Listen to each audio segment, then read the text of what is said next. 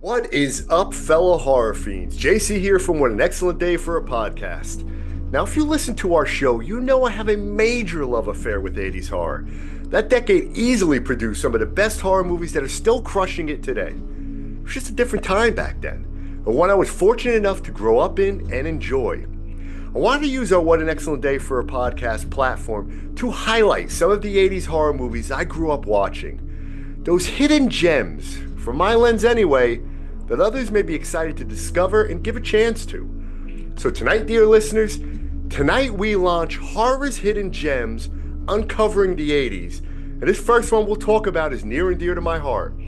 We are talking about this bad boy right here, 1982's The Beast Within. Actually, this was the movie that really ignited my love for horror.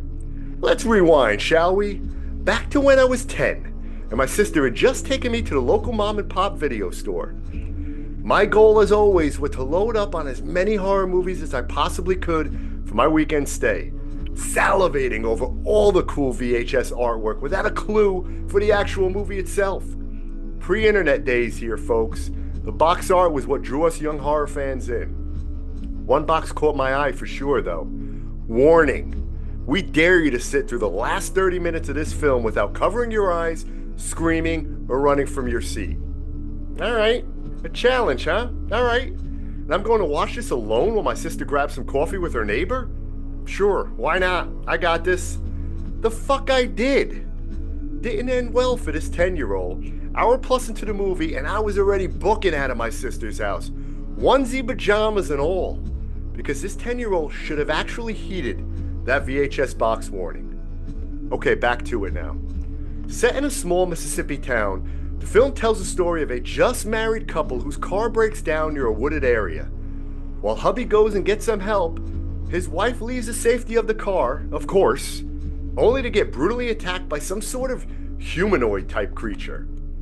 Fast forward 17 years later, and her son Michael, conceived during that fateful night, is now beginning to experience growing pains of the most unusual sort. Something is dwelling inside, changing him, and waiting for its time to emerge. And when it does, oh boy. For me, I absolutely love this transformation scene in this movie. The whole stretchy air bladder effect on both his head and neck during Michael's transformation is so friggin' cool. Ah, the practical effects of the 80s. There's nothing better.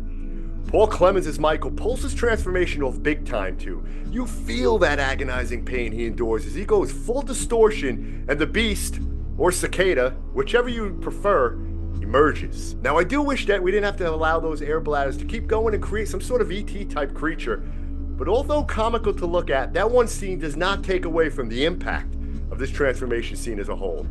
And the acting was solid as well in this one too.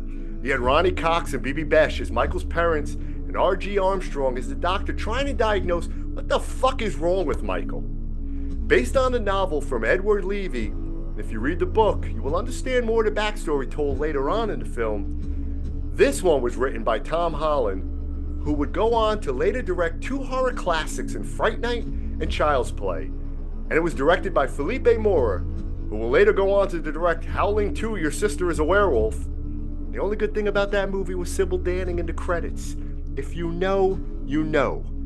The score is great too from the late Les Baxter, pulse pounding and emphasizing the horror unfolding on the screen. Same as practical special effects, horror scores in the 80s always sounded better. Anyways, this is a fun 80s creature feature that has evolved over the years as a midnight cult favorite. It certainly has found its audience, and for this horror nerd, remains a favorite of mine for sure.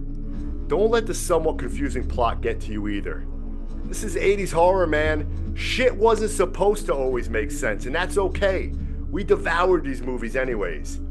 Put this one in your list, fellow horror fiends. Turn the lights out and enjoy. And until next time, be safe, be well, stay creepy, y'all.